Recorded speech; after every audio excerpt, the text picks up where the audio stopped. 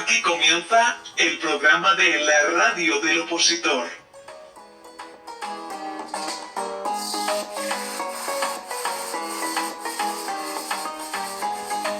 Muy buenas tardes a todos y bienvenidos al programa número 7 de la radio del opositor, un punto de encuentro para todos los opositores en colaboración con la Academia Aude Oposiciones. Comenzamos nueva temporada y es que ya se ha pasado agosto y para nosotros, para los opositores, es un mes en el que ir volviendo poco a poco a la rutina y bueno, aquellos que se hayan podido ir de vacaciones, pero lo mejor de todo, es que el resto de la gente, los civiles, vuelven de sus vacaciones y ya no tenemos que preguntar qué tal estás, cómo te va, recibir fotos de la playa, de la montaña y decir qué bien, qué bonito. Se acabó, todo el mundo en su sitio.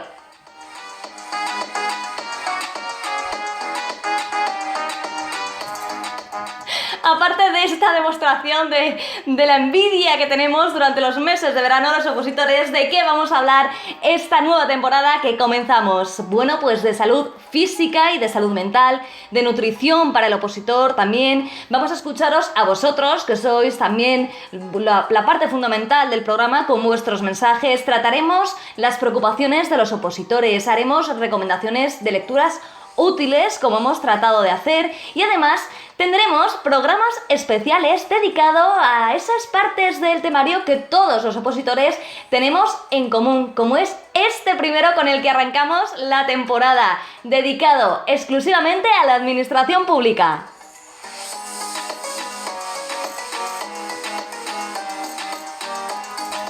Y para que os hagáis una idea, no queríamos hacer un programa aburrido que ninguno escuchase, sino que queremos hablar un poquito del origen de la administración pública. Luego saltamos al siglo XX, que es importantísimo para la administración, unas pinceladas del siglo XXI actual o de la administración de hoy que ya todos conocemos, y posteriormente hablaremos de la administración pública del futuro con alguien súper importante, con un invitado de lujo, con Carles Ramió. Así que no os perdáis ni un solo minuto del programa. ¡Comenzamos!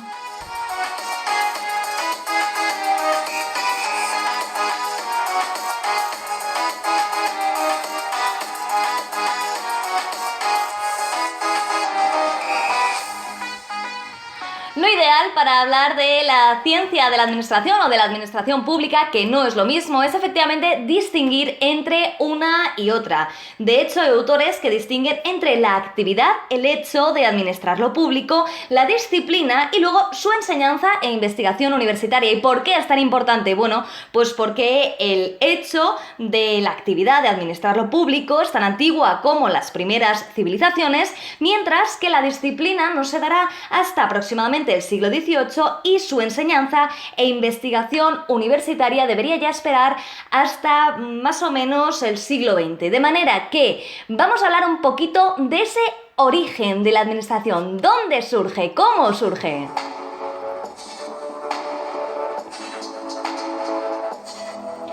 Para que todos nos hagamos una idea, tenemos que remontarnos hasta las primeras civilizaciones, los sumerios, los hititas, los asirios, que aunque no os lo creáis ya hacían primitivas actividades administrativas, eso sí, mezcladas un poco con actos ceremoniales, porque claro, todavía no estaba profesionalizado. ¿Cuándo llegaría la profesionalización en este sentido? Pues como todo lo importante, con los grandes imperios, Egipto, Grecia, Roma, China, Bizancio, que en ese momento comienza un mayor grado de especialización. Y de hecho se producen las primeras selecciones, vamos a ver quién es el mejor para que realice esto. Incluso se da un sistema de promoción interna, como lo podemos entender hoy más o menos, y un sistema de enseñanza para enseñar a la gente a gestionar lo público. Podríamos decir que es un antecedente remoto de la burocracia actual.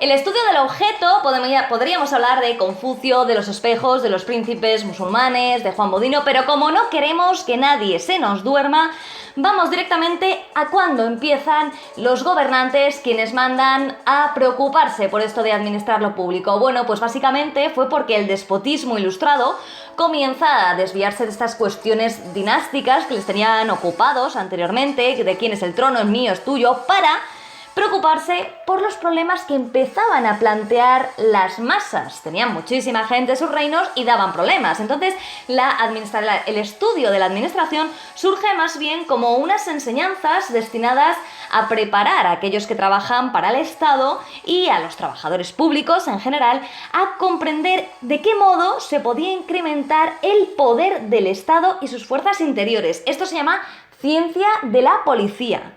Entonces, hoy en día conocemos la Policía Nacional, la Policía Local, muchos de vosotros estaréis opositando a ellos, pero la ciencia de la policía surge entonces. Y uno de sus máximos exponentes es Roberto von Moll, quien decía que la felicidad de un Estado depende de la inteligencia con que esté administrado. O sea que ya Roberto von Moll en aquella época estaba dándole vueltas a la cabeza. También son importantes las ciencias camerales, que eran más destinadas a la parte de economía.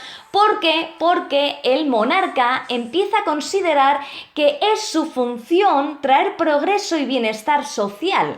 Que no era tanto así, no era que de repente los monarcas dijeran, bueno, pues ahora me voy a preocupar por el pueblo. Es que el pueblo, como hemos dicho anteriormente, empezaba a dar problemas.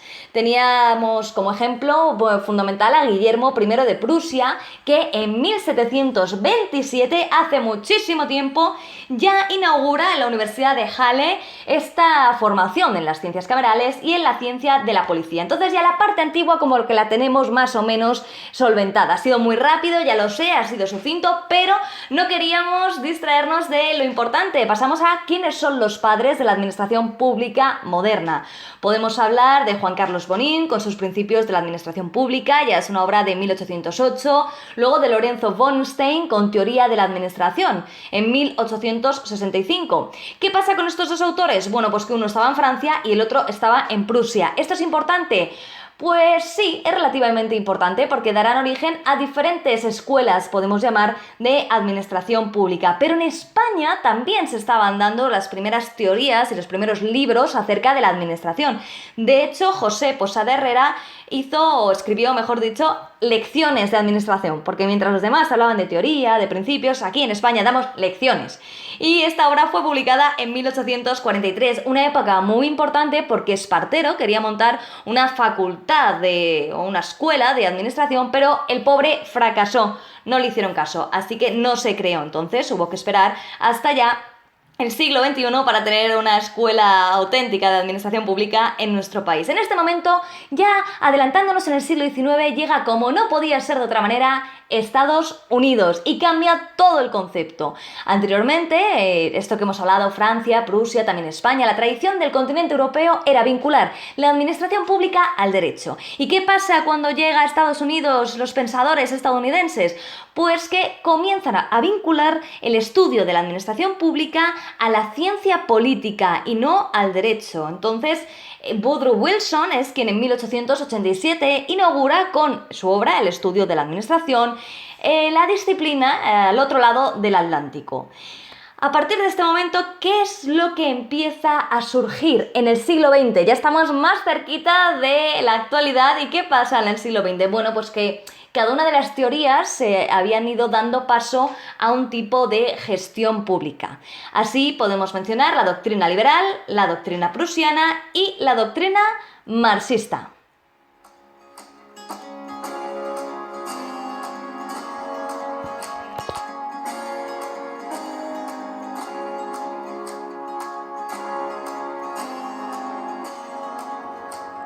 ¿En qué se diferenciaban estas tres doctrinas? Bueno, la doctrina liberal era propia de Estados Unidos, su máximo exponente fue Frederick Taylor y realizó una vinculación entre la ciencia de la administración, la gestión privada o el management, como llaman ellos. Se dio una organización científica del trabajo, bueno, no tenía nada que ver con lo que se hacía en la doctrina prusiana, que es en la que se mantiene una visión tradicional de la administración pública vinculada al derecho. Y bueno, destaca en términos institucionales que empiezan a crearse esas escuelas que no había podido poner en marcha Espartero y empiezan a crearse en Francia Francia e incluso también en España, con el Instituto de Estudios de Administración Local, que se inaugura en 1940.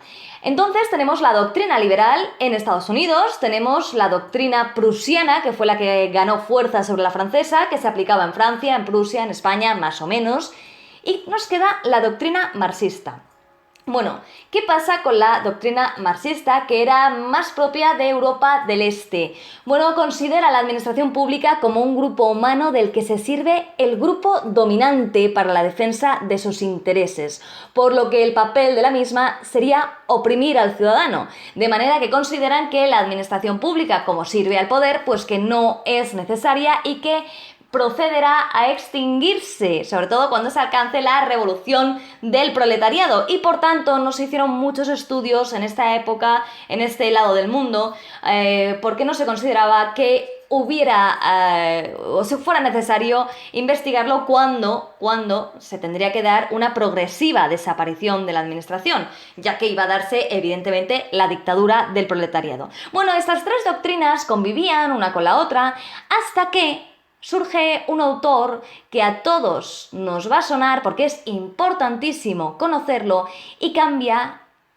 dando origen a el paradigma weberiano. Me he quedado un poco así porque quería decir que es muy importante mencionar bien el nombre de este autor, Max Weber, el sociólogo alemán, que muchos cuando llegamos al mundo de la oposición lo llamamos Weber, ¿no? De website, de webinar, no.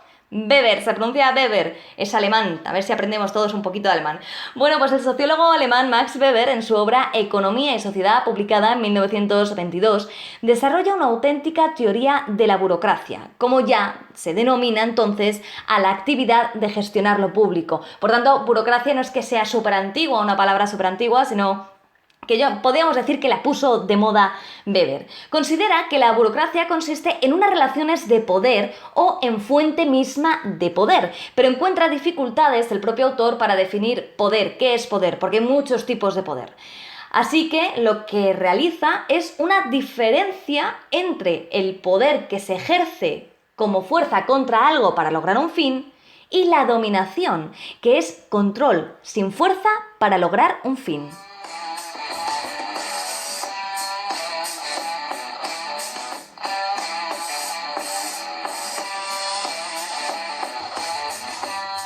Además añade que la dominación crea disciplina y obediencia, permitiendo el ejercicio del poder por el gobernante con la aceptación de ese ejercicio como legítimo por parte del gobernado.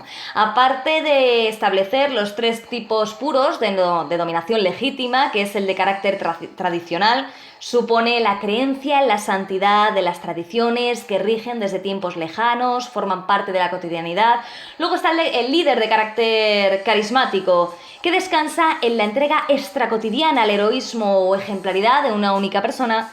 Y luego está el carácter racional, que descansa en la creencia en la legalidad de la norma establecida con anterioridad y otorga, por tanto, el derecho de mando a quienes ostentan el poder. Establecido esto, ¿dónde está la parte de la gestión pública que fue como una revolución para todos? Bueno, pues como decíamos, en su modelo de organización burocrática, porque considera Weber que independientemente del carácter o tipo de legitimidad, quien gobierne necesitará, para que su actuación sea efectiva, de un aparato organizativo que se ocupe de las relaciones entre gobernantes y gobernados. Este es el aparato burocrático. Así, de esta manera, Weber justifica que exista la administración pública, la función pública, como un puente entre los gobernantes y los ciudadanos.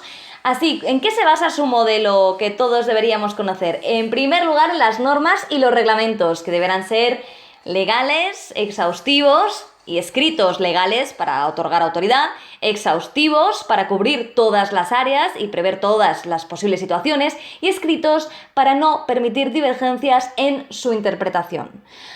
A esto ha habido críticas posteriores, como la que realiza Robert Merton, y es que la norma, en lugar de un medio, pasa a ser un fin. Entonces hay una rigidez normativa y se da lo que se conoce como efecto perverso. En segundo lugar, o la segunda característica de este modelo de organización burocrática weberiano es la división racional y sistémica del trabajo, lo cual otorgará impersonalidad, cuyo objetivo fundamental es evidenciar que la burocracia no reside en la persona, sino en el cargo, independientemente de quién lo ejerza. Y es por ello que en muchas ocasiones algunos funcionarios, cuando se jubilan, después de haber tenido un empleo, un puesto de un importantísimo carácter y haber tenido, pues pensemos por ejemplo en un diplomático y haber viajado por todo el mundo, muchos están deseando jubilarse y otros se quedan un poco, pues bueno, ¿qué ha pasado? Porque claro, ya no tienen ese puesto.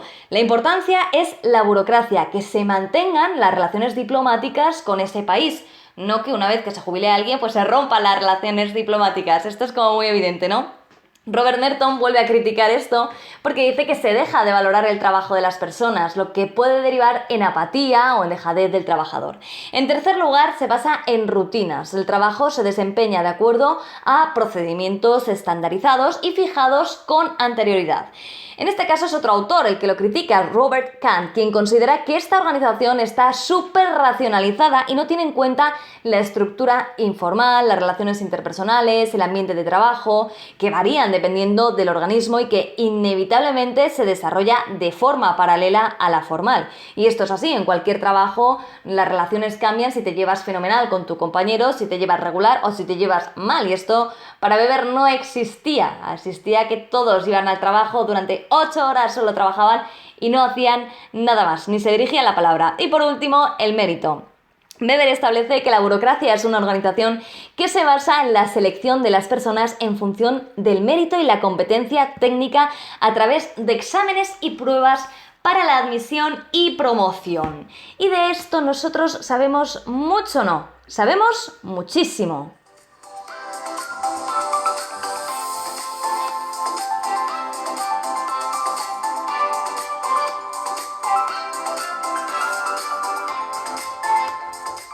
¿Creéis acaso que sois los primeros opositores de la historia? ¿Creéis que solo hubo una generación antes que vosotros? ¿Creéis que máximo 2?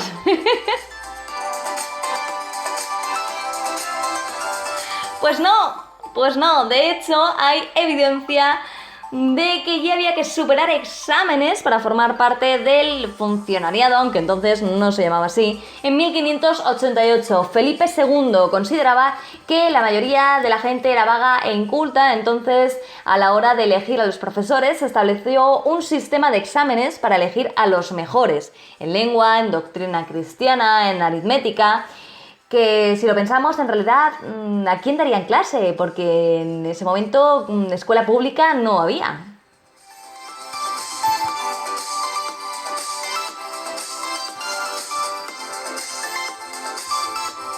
Bueno, y así se quedó la cosa durante unos cuantos de siglos, hasta el siglo XIX, que se da una regulación en los exámenes de acceso a la función pública a través del Real Decreto de 18 de junio de 1852, bajo el gobierno de Bravo Murillo, también muy importante.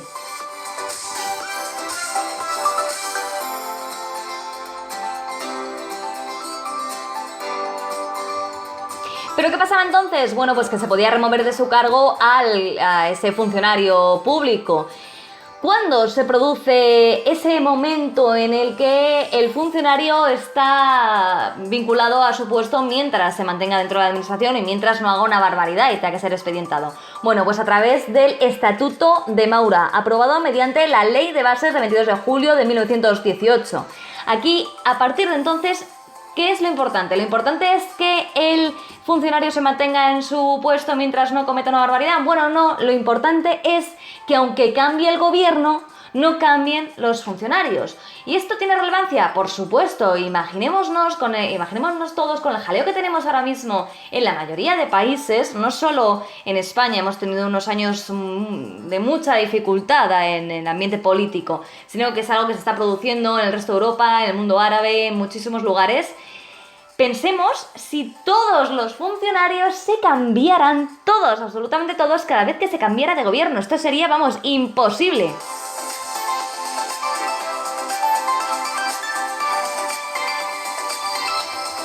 De esta manera se asegura una continuidad en la que se van a seguir dando los procesos, todo lo que tengas tú abierto con la administración va a seguir independientemente del gobierno. Es cierto que cambian los altos cargos, algunos que son de libre designación, y sobre eso hay mucho escrito. Hay gente que considera que debería mantenerse independientemente del gobierno que estuviera porque debería ser meritocrático, y otros consideran que sí, que para que se ponga en práctica todo lo que ha ideado un nuevo gobierno, pues tienen que tener en los máximos puestos de responsabilidad a gente que sea, que entiendan perfectamente cuáles son las directrices y hacia dónde se quiere llegar.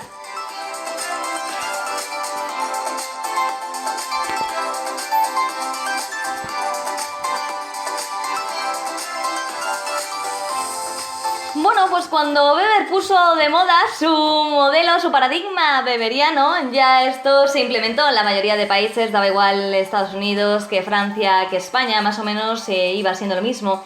Hasta los años 70, cuando se da la nueva gestión pública, que ya probablemente todos conozcamos, que es un proceso por el que se privatizan o externalizan ciertos servicios, que tuvo especial relevancia en Reino Unido, con Margaret Thatcher, y también en Estados Unidos.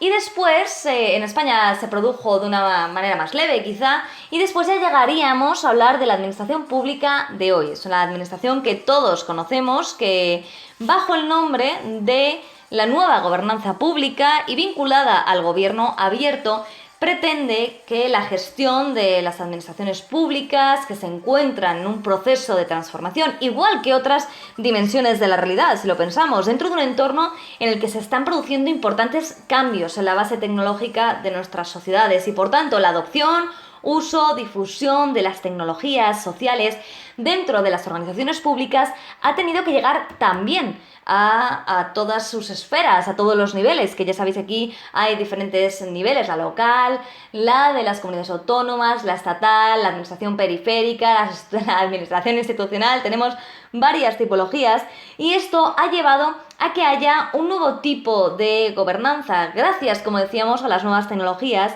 y que según la Comisión sobre Gobernanza Global, se trata de una nueva forma en la que los individuos y las instituciones, no solo públicas, también privadas, manejan sus asuntos comunes. Esto implica que se da un proceso continuo mediante el que pueden acomodarse intereses diversos, conflictos, a través de la adopción de acciones cooperativas que pueden ser tanto formales e informales. De hecho, es por este motivo por el que muchos ayuntamientos ya empezaron a publicar sus páginas web, podemos acceder a información en remoto, se dio, por ejemplo, otra de las novedades es la cita previa, que en general está muy bien para no tener que estar 3 horas esperando en Hacienda, por ejemplo, y que reduce los tiempos, y esto nos podría llevar a hablar de un montón de iniciativas que se ha tenido en la administración pública y que les han otorgado un montón de premios. También podríamos hablar de la Cora, pero en este punto queremos ya hablar de cuál es la administración pública del futuro, porque la que tenemos hoy la conocemos tanto como ciudadanos como opositores. Entonces, lo que nos interesaba saber, y por eso queríamos hablar con alguien que fuera experto en todo esto, es qué va a ser de la administración pública en el futuro.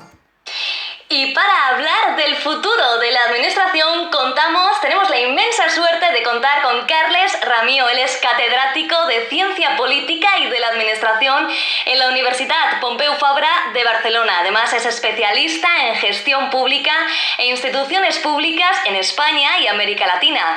Ha publicado más de 25 libros sobre instituciones, dirección y gestión pública, función pública o participación ciudadana, y escribe también en diversos medios. Destacamos nosotros el blog Es Público, que seguramente nuestros oyentes encuentren muy útil. Buenas tardes, profesor.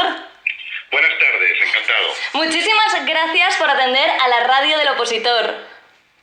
No, un placer y participar en esta emisión que no conocía, pero que me parece que es muy acertado que exista.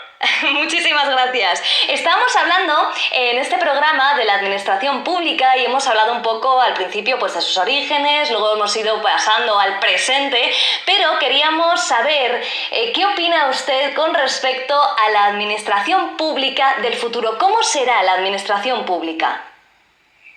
Bueno, la administración pública dependerá de lo que hagamos nosotros ahora ahora con las reformas. De hecho, el COVID parece que va a cambiar de forma radical la administración pública, y así lo dicen muchos especialistas. Yo creo que no, que el COVID no va a cambiar absolutamente nada, sino simplemente que va a hacer algo que es muy importante, que va a ser un catalizador para, digamos, implementar los cambios de forma muchísimo más rápida, los cambios que nos exige pues una administración mucho más flexible, mucho más dúctil y mucho más adaptada a contingencias, a situaciones inesperadas, a trabajar por proyectos, trabajar con equipos multidisciplinares. Yo creo que el COVID va a digamos, acelerar este proceso que ya estaba en marcha de forma anticipada. Si me preguntas a mí por, digamos, los retos que tiene que asumir la administración pública en la próxima década, que yo creo que es una década totalmente trascendental, es más, yo creo que si resolvemos bien los cambios de esta década 2020-2030, la administración pública española va a ser una administración pública mucho mejor y mucho más robusta, pero si lo solucionamos mal, vamos a tener una administración pública muy precaria, y eso puede ser la decadencia del sistema público en relación al mercado y, por lo tanto, una decadencia en la defensa del interés general y el bien común. Uh-huh. ¿Cuáles son estos retos? Pues mira, el primero, y es evidente, es que la pirámide demográfica de la administración pública está tremendamente envejecida, pero muchísimo más envejecida que la población española, y en los próximos 10 años se va a jubilar aproximadamente 1 millón de empleados públicos.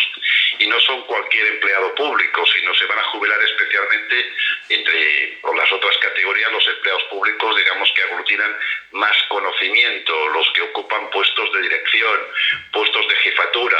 Hay administraciones públicas, como el caso del País Vasco o de la AGE, que se calcula de que los funcionarios que tienen más expertise se van a jubilar el 85% de este colectivo, con lo cual va a haber una gran pérdida de conocimiento, cosa que es un problema. Uh-huh. Conocimiento que ahora ya se intenta, digamos, retener. Estamos hablando de unos funcionarios que no son cualquier cosa, porque tienen como 35, 40 años de experiencia, pero además han sido los que digamos, son los constituyentes, los que han creado la administración pública democrática. En el caso de las comunidades autónomas o los ayuntamientos que se refundaron, las comunidades autónomas que son nuevas son los fundadores de la administración pública, con lo cual tienen un dominio total de las reglas formales e informales, y en el caso de la AGE, evidentemente, pues han hecho el tránsito de la administración, digamos, de tipo democrática y descentralizada, con lo cual perdemos un conocimiento técnico y un conocimiento casi fundacional de la administración pública democrática. Por más que hagamos, digamos, mecanismos de retención de este conocimiento, tenemos que partir del principio que este conocimiento, pues mucho de él se va a perder de forma inevitable, porque se dice que hay directivos o funcionarios que tienen intuiciones. No, la intuición no existe, sino que es conocimiento experto que se manifiesta de forma intuitiva. Y cómo caramba trasladas este conocimiento a los jóvenes que entren, que es un conocimiento que ni ellos, los que lo poseen, ni ellos son conscientes de que lo poseen, porque se muestra de forma intuitiva.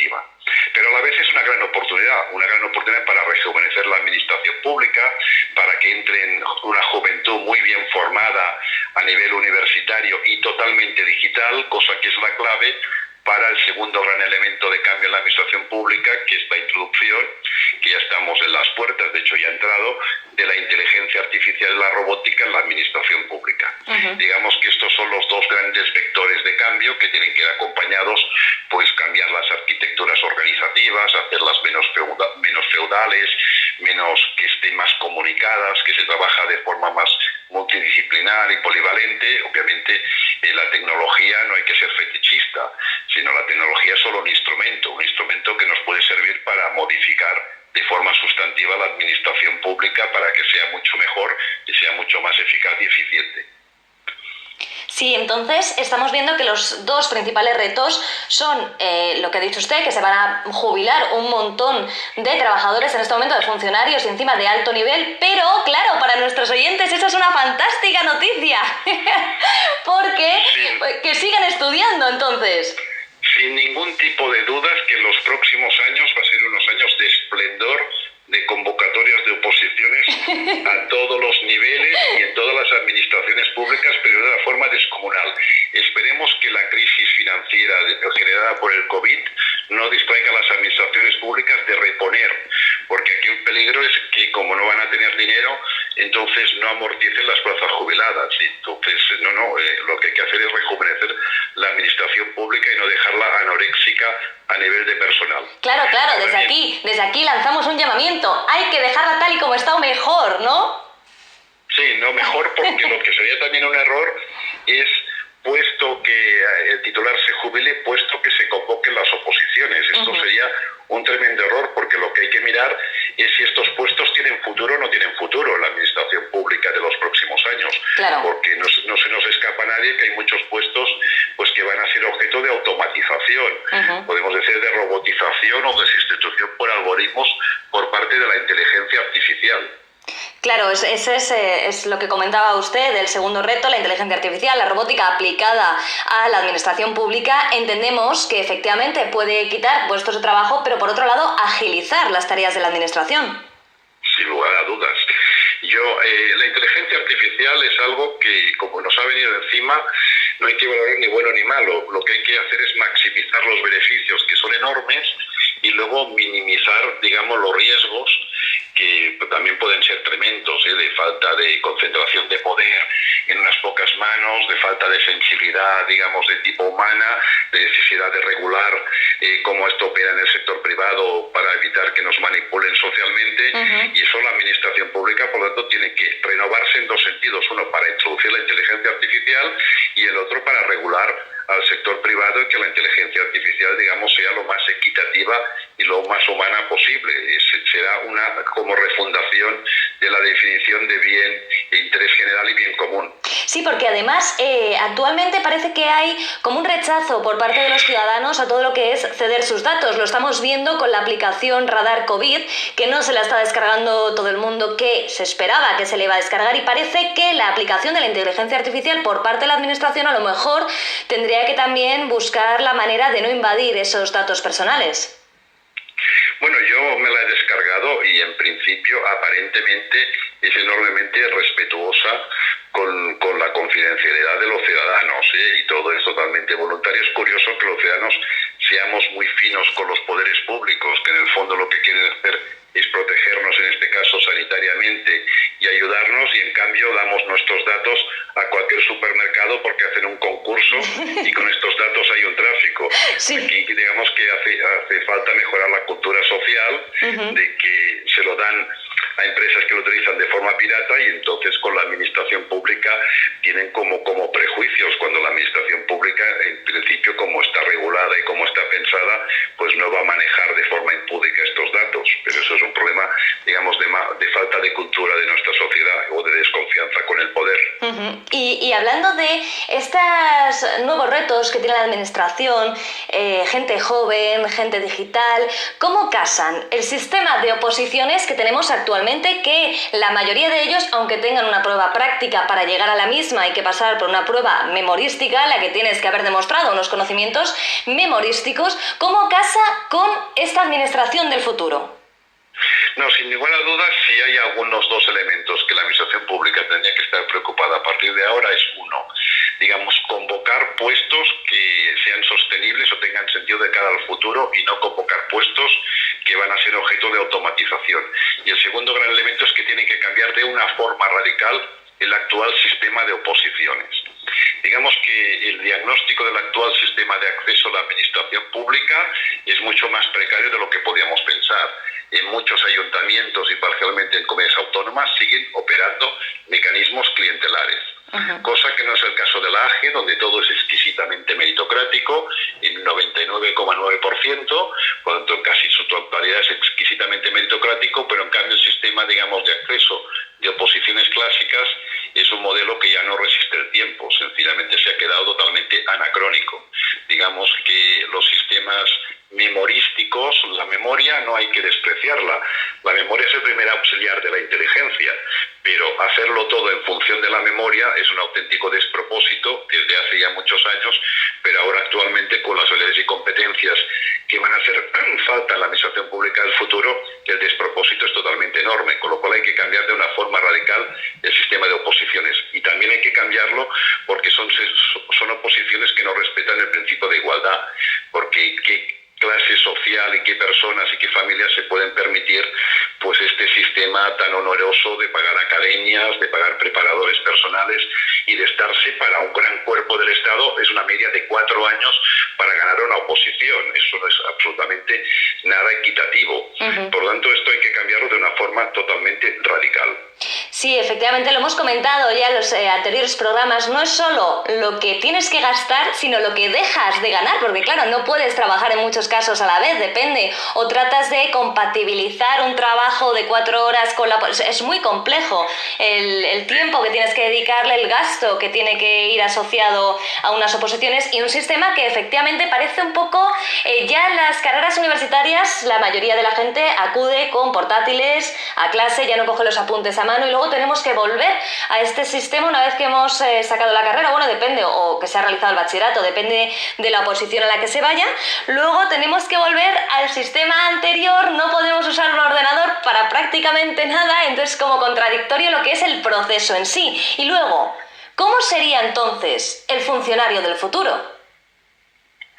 No, el funcionario del futuro es un funcionario que tiene que tener unas elevadas competencias digitales y luego lo que tiene que ser es mucho más multidisciplinar y tener una enorme sensibilidad de tipo humanístico, incluso en dominios de ética pública, porque el cambio va a ser tan radical en los próximos años que nos hace falta, digamos, mentes robustas, con una visión, digamos, más horizontal, no hiperespecializada y con una capacidad de ser creativos y de trabajar en equipos. Con lo cual, el actual sistema de oposiciones, que los psicólogos de la organización, que son gente muy científica, dicen que el actual sistema de oposiciones, de forma meritocrática y con este enorme coste social que tú has hecho referencia, tiene un nivel de eficacia como del 40% aproximadamente. Es decir, que de cada 10 acertamos en 4 después de toda esta tangana tremenda que hacemos con las oposiciones y nos equivocamos en 6.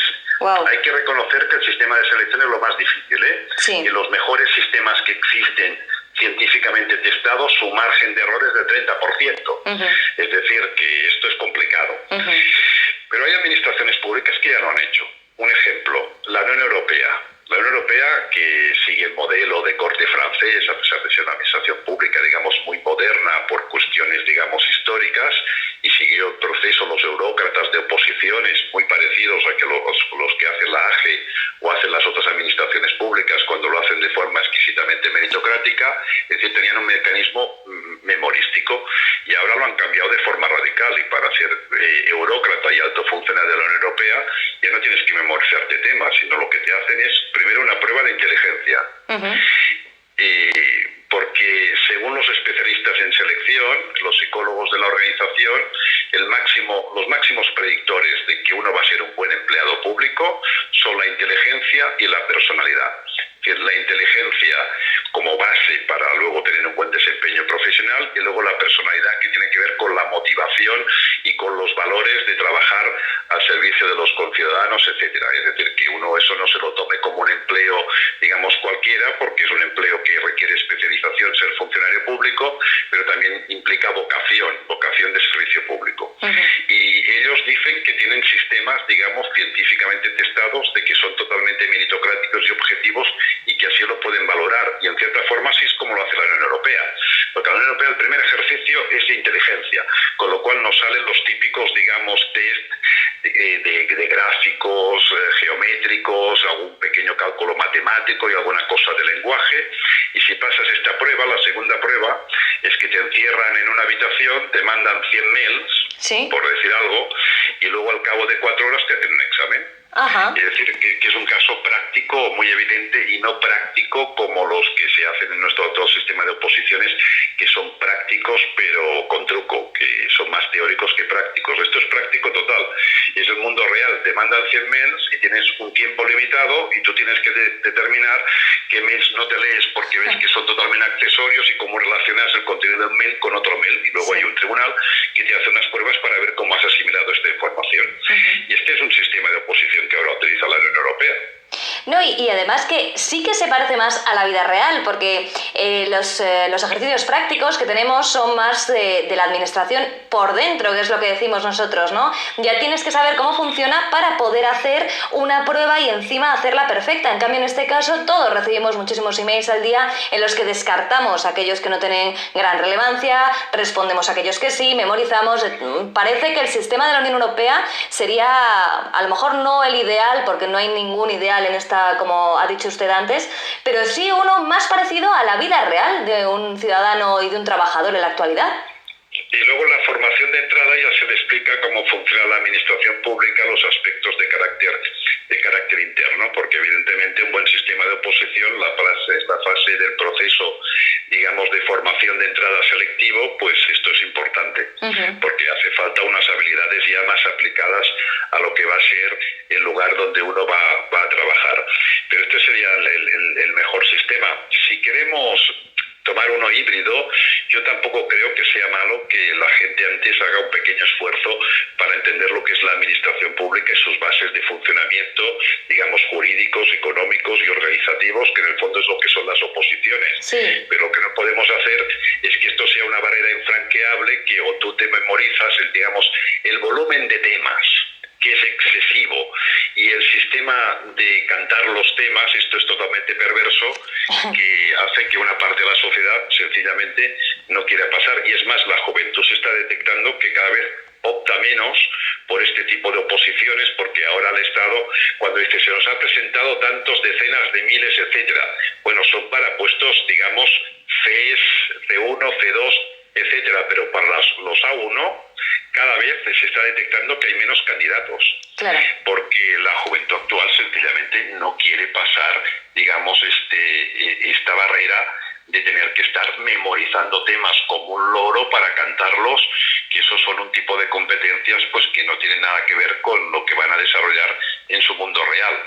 Y se pueden hacer sistemas, porque lo importante es que sean exquisitamente meritocráticos y no puede haber ningún tipo de discrecionalidad, pero que sean mucho más modernos y que atiendan. Pero yo pensaría que quizá un temario con 40 temas más o menos sustantivos, que con 6 meses de preparación pues tú puedas hacer un test o una prueba escrita para ver si conoces un poco el sistema, y luego el resto de temas que sean más de carácter práctico para medir las competencias que van a ser necesarias en el futuro, podría ser un sistema, digamos, no tan castrador como el que tenemos ahora, que uno se ve 400 temas o 200 temas y 4 años para memorizarlos. Pues esto sencillamente, aparte de ser poco útil, es totalmente castrador. Sí, se nos hace largos esos 4 años. Me imagino que alguno de nuestros oyentes sabrá perfectamente de qué hablamos. Y quería hacerle una última pregunta antes de la verdadera última pregunta, que esa es de carácter personal, que está orientada a los idiomas. Ya hemos hablado de la Unión Europea, que ahí sabemos que hay que tener 2 idiomas. Normalmente se elige la lengua materna y otro de la Unión, pero en las oposiciones en España también se incluyen los idiomas. Con toda la inteligencia artificial, con todos los programas que podemos tener, las aplicaciones que traducen, ¿usted considera que es relevante que los opositores conozcan idiomas? Hoy por hoy, si miramos en el presente, dominar el inglés, no cualquier idioma, sino el inglés, es casi ineludible, porque no parece imposible, pero en cualquier ámbito de la gestión pública pues tienes que tener algún contacto internacional, y estamos en un mundo, digamos, en una organización multinivel donde muchos elementos dependen de la Unión Europea, y para la AGE y para las comunidades autónomas, no digo para algún pequeño ayuntamiento, el tema de los idiomas ahora es totalmente básico. Ahora bien, en el futuro es muy probable que estudiar idiomas ya no tenga mucho sentido, porque es probable que existan dispositivos que de forma automática nos permitan hablar y una traducción de tipo inmediato. Ya han empezado a salir estos dispositivos, pero hoy por hoy todavía sería exigible, porque no sabemos hasta qué punto la inteligencia artificial y los sistemas, digamos, lingüísticos van a permitir o no traducciones de estas casi en línea, que te pones como un sonoquete y tú hablas en cualquier idioma y el otro ya te está oyendo por su sonoquete en su propio idioma. Sí. Porque claro, el tema de los idiomas es complicado, porque por más dominio que tengas un idioma, cuando tú vas a negociar un tratado o algo muy importante, pues aunque tengas un dominio bastante grande del inglés, te hace falta un traductor, porque no puedes tomar decisiones de enorme riesgo, donde te puede salir un tipo de vocabulario muy especializado o muy específico, o incluso el interlocutor. Eso pasó cuando se negoció el Tratado de Pesca con la entrada de España, donde, claro, hay muchos trucos, porque los nombres de los pescados, por ejemplo, es casi imposible dominarlos en la lengua propia, y mucho más en otra lengua, con lo cual al final siempre hacen falta, digamos, traductores especializados para tomar grandes decisiones. Pero hoy por hoy sí, en el futuro es probable que no, pero eso todavía no estoy en condiciones de determinarlo. Pero hoy por hoy tiene sentido que se exija el inglés. Vale, sí, fenomenal, porque además podría ser un poco rara la conversación si el traductor, hay uno que se llama no sé qué pilot, si traduce mal sería un jaleo internacional y podríamos hablar hasta de un problema diplomático por el cacharro de la traducción. Para terminar esta fantástica entrevista, aunque nosotros estaríamos hablando horas con usted, no le dejaríamos hacer otra cosa en todo el día, queremos hacerle una pregunta un poco personal. Y es que nosotros sabemos que usted escribe muchísimo con respecto a la administración del futuro. De hecho, ya si nos lo permite, anunciamos a nuestros oyentes, o recomendamos, mejor dicho, la lectura de la Administración Pública del Futuro, Horizonte 2050, un libro fantástico en el que podemos encontrar todo lo que ha expuesto Carles Ramió, pero bueno, de una manera escrita, lo podemos tener como si lo tuviéramos en casa, ¡qué ilusión! Entonces, queríamos saber si algún político o alguien que tenga la capacidad de efectivamente implementar unos nuevos sistemas de oposición o cambiar un poco o dirigirse hacia la administración del futuro, ha contactado con usted o sin querer saber nombres, por supuesto, si ve que hay voluntad de cambio. A ver, normalmente, digamos, mis seguidores, los que me leen o los que asisten a mis conferencias y cursos, suelen ser lo que aquí denominamos altos funcionarios, tanto miembros del cuerpo A1 y directivos públicos, etcétera. Y los políticos en este país son más impermeables al conocimiento. Parece que tengamos un país donde los políticos han nacido enseñados y parece que ir a una conferencia o leer algo pues les va a hacer daño. Pero evidentemente hay muchas excepciones y es muy habitual que yo tenga contactos políticos tanto en ayuntamientos como en comunidades autónomas como en la misma AGE. Hace muy poco estuve una comida con un altísimo cargo que ocupa un cargo muy importante para definir el futuro de la administración pública, por lo tanto sí que tengo contactos con la clase política. Lo que sucede es que, primero, los políticos también se deben a su partido político y los partidos políticos pues no están muy motivados en hacer reformas en la administración pública porque lo ven algo que da pocos votos, algo que va a generar muchas tensiones en un volumen de empleados públicos que en España está alrededor de los 3 millones y con sus familias son muchos votantes porque cualquier cambio implica resistencias al cambio. Somos los funcionarios muy conservadores de forma corporativa, eso no es nada especial porque todos los trabajadores somos conservadores, todos aplicamos aquello de que más vale malo conocido que bueno por conocer, y si lo que está por conocer es una elevada incertidumbre, entonces la rechazamos de plano cualquier cambio de forma, digamos, de tipo radical. Y luego los políticos están muy capturados por su propia captura, es decir, por esta falta de interés como partido político en hacer la reforma, que es el gran déficit pendiente de este país, la reforma de la administración pública, y luego están muy capturados por los sindicatos, que los sindicatos son en la administración pública más un problema que una solución, porque estos sí que son enormemente conservadores y además, digamos que ya luchan por privilegios y no por derechos y están totalmente fuera, digamos, de la realidad y de los retos de futuro de la administración pública y son muy inflexibles ante cualquier reforma.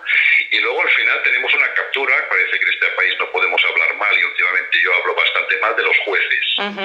Los jueces son, fíjate que aquí hay un problema conceptual importante, porque los jueces son juez y parte, son arte y parte, cuando tenían que ser imparciales, porque los jueces son funcionarios y además de un sector enormemente conservador. Y yo he podido vivir, porque yo trabajo mucho en el mundo real, es decir, mis reflexiones no son tanto académicas, sino en el mundo real, porque yo he ocupado puestos directivos en las administraciones públicas, en el gobierno catalán, y bueno, yo estoy en una universidad pública y llevo 12 años de vicerrector, con lo cual yo intento ejercer de directivo público, entre comillas, y también como consultor o asesor. Y entonces algunas veces hemos convencido en hacer alguna reforma, por ejemplo en materia de recursos humanos, que es la más dedicada a unos políticos de una administración pública. Eso es posible en el gobierno local porque es un ecosistema muy rico y hay muy buenas prácticas y también muy malas prácticas, pero hay buenas prácticas.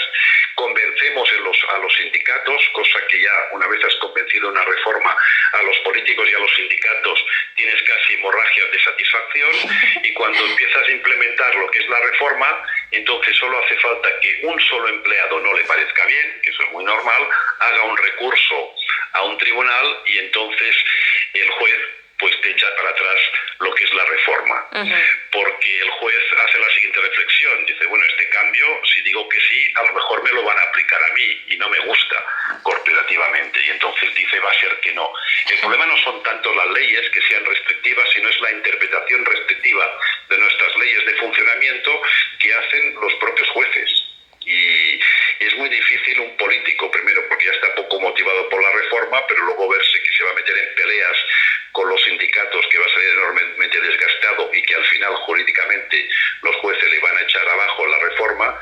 Entonces esto hace que sea tan complicado hacer la reforma administrativa. Por lo tanto, la respuesta es que los políticos los veo poco motivados, pero sí que hay bastantes políticos que sí que lo intentan, al menos a nivel teórico, y cuando empiezan a impulsarlo a nivel práctico, en cuanto se encuentran estas resistencias, pues automáticamente se vienen abajo.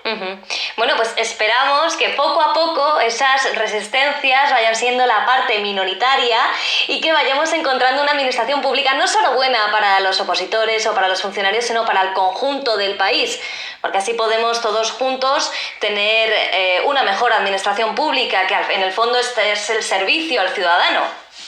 Efectivamente, es que si no cambiamos nosotros, nos va a cambiar el mercado a lo bestia, con liposucción y reducción de estómago, y al final va a haber desequilibrio entre Estado y mercado. Y fíjate que la crisis del COVID lo que ha puesto de manifiesto es que el mercado no resuelve grandes problemas y contingencias ciudadanas, y que lo que hace falta es un Estado, no un Estado como AGE, sino un Estado como todo el sector público, como actor de provisión del bienestar y de defensa del interés general y el bien común, que sea muy importante. No olvidemos que el Estado somos todos, y que hay una frase que a nadie se le escapa, que la administración pública se defiende el interés general y el bien común, lo que defiende más es a la parte más vulnerable de la sociedad. Hay una frase que no me la quito nunca de la cabeza: los que no tienen nada solo tienen a la administración pública. Y eso lo tenemos que tener en cuenta. Sí. Y si tenemos una administración pública que no está capacitada, no tiene musculatura, ha quedado reducida, ha quedado anticuada, entonces vamos a generar todavía muchos más desequilibrios sociales y mucho menos bienestar a nuestra ciudadanía. Pues nos quedamos con todas tus aportaciones. Carles Ramió, catedrático de Ciencia Política y de la Administración en la Universitat Pompeu Fabra de Barcelona, que además ha tenido a bien atendernos y responder a todas nuestras preguntas. Muchísimas gracias. Pues muchas gracias a vosotros por invitarme, y mucha suerte a todos los opositores que os están escuchando, que seguro que tienen vocación de servicio público y van a ser unos magníficos empleados públicos. Fenomenal. Muchas gracias. Gracias.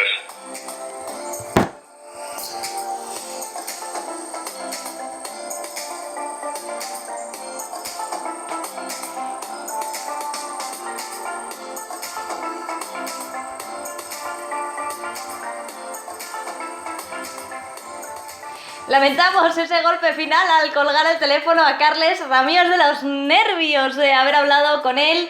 Es un magnífico escritor y, como habéis podido oír, tiene muchísimas ideas para renovar la administración pública. Recapitulamos, ha hablado de las jubilaciones masivas que se van a producir en la administración pública, ha hablado de la importancia de la inteligencia artificial y de la robotización, la importancia que va a tener para el funcionario y para la administración en general, de la renovación de los sistemas de acceso, algo que es fundamental, y también de aquellas plazas que no van a ser repuestas porque habrá un robot que ejerza su trabajo, así que mucha atención a la hora de elegir la oposición.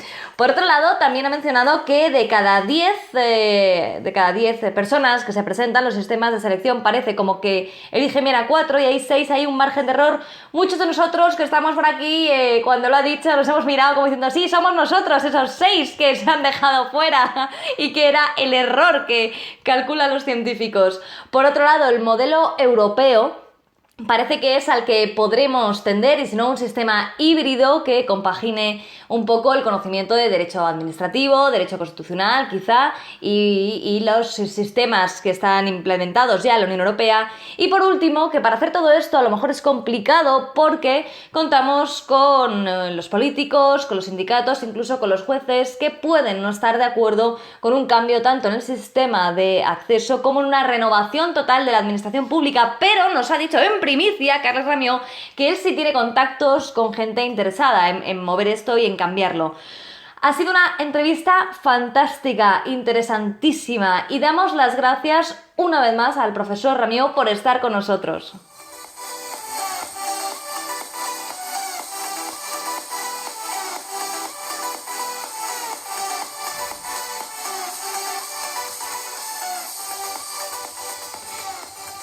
Además, nos quedamos con esa última frase que ha dicho que nos ha encantado, que es algo así como que los que no tienen nada solo tienen a la administración pública, y es una frase que nos parece preciosa.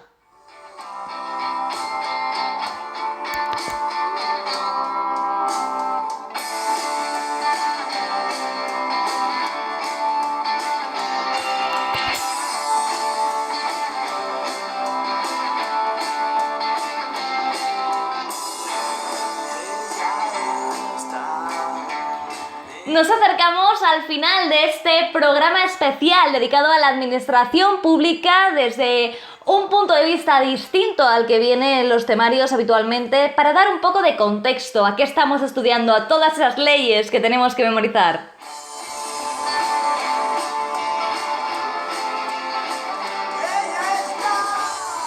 Seguramente en este repaso nos habremos dejado puntos importantísimos que muchos de vosotros conoceréis o no. Pero bueno, esperamos que por lo menos haya sido un buen resumen, que os haya gustado, que os haya resultado interesante.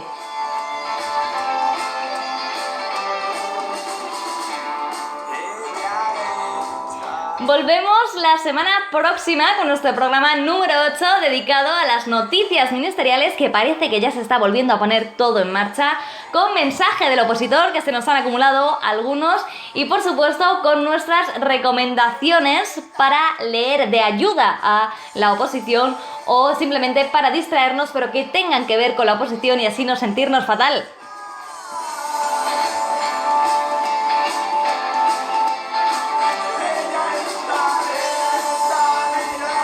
Muchísimas gracias por acompañarnos en este programa número 7. Parece que fue ayer cuando empezamos y sí, fue prácticamente ayer. Y muchas gracias también a la Academia Aude Oposiciones, porque el conocimiento es lo único que crece cuando se comparte.